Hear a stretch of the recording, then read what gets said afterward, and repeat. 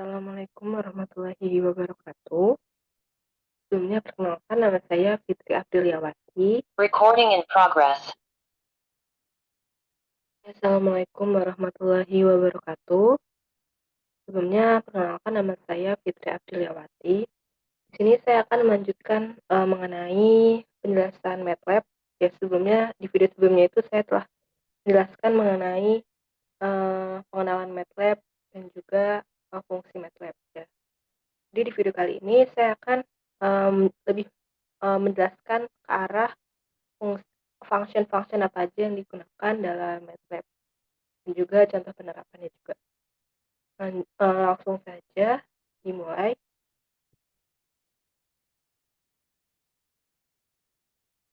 Jadi MATLAB ini kan merupakan bahasa pemrograman level tinggi yang dikhususkan untuk kebutuhan yaitu komputasi teknis, lalu untuk visualisasi dan pemrograman, lalu untuk komputasi matematik, lalu untuk analisis data, selanjutnya juga untuk pengembangan algoritma, lalu juga untuk simulasi dan pemodelan, serta grafik-grafik perhitungan.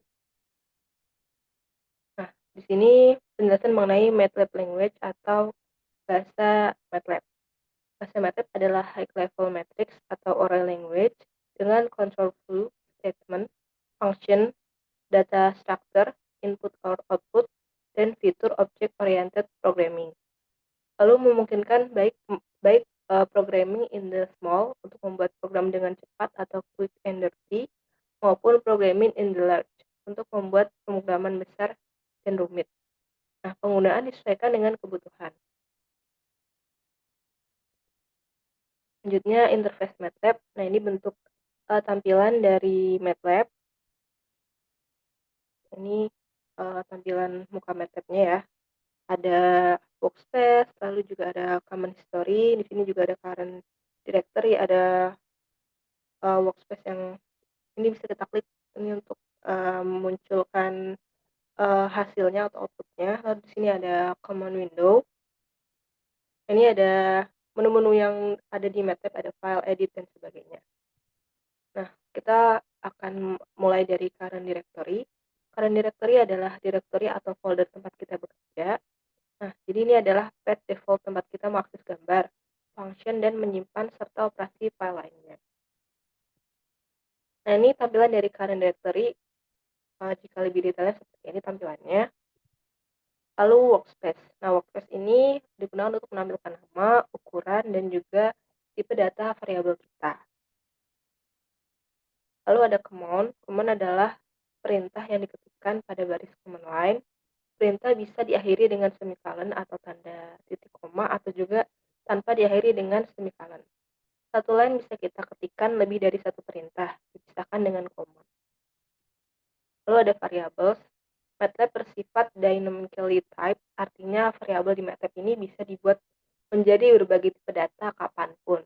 Defaultnya double, contohnya misalnya V sama dengan 12, ini sebagai integer, lalu V sama dengan 0,231, ini sebagai double, lalu V tanda petik 1 A, lalu ada diakhiri dengan tanda petik 1 juga, ini sebagai karakter, lalu V sama dengan tanda petik A, tanda petik lagi di belakangnya ditambah 1. Nah, ini kita tidak tahu nanti outputnya seperti apa.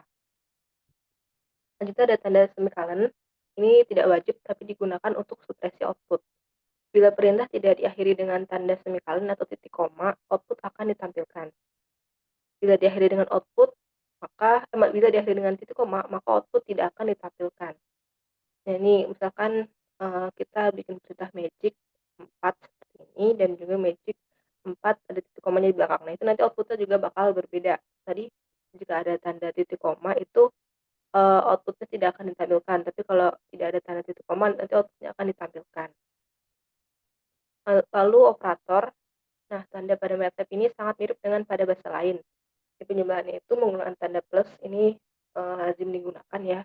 Lalu pengurangan itu menggunakan tanda minus, pembagiannya menggunakan tanda miring, garis miring, perkaliannya menggunakan tanda bintang, pangkatnya menggunakan um, tanda kurung yang bentuknya seperti panah tapi menghadap ke atas. Lalu tanda N-nya itu menggunakan tanda dan, kalau or-nya itu menggunakan garis seperti ini. Lalu ada function. Kita bisa memakai fungsi bawaan MATLAB, contohnya misalnya sin x seperti ini. Bila ada yang tidak jelas, lihat help. Lalu kita juga bisa membuat fungsi sendiri dalam bentuk file.m. Pet fungsi sendiri adalah working directory. Nanti akan dibahas di belakang. Lalu ada vektor. Nah, vektor dapat dianggap sebagai sebuah array satu dimensi. Misalnya seperti ini penulisannya V sama dengan tanda kurung siku 317 minus 21 56 lalu ditutup dengan tanda kurung siku. Nah, ini akan seperti ini nanti tampilannya. Lalu matriks.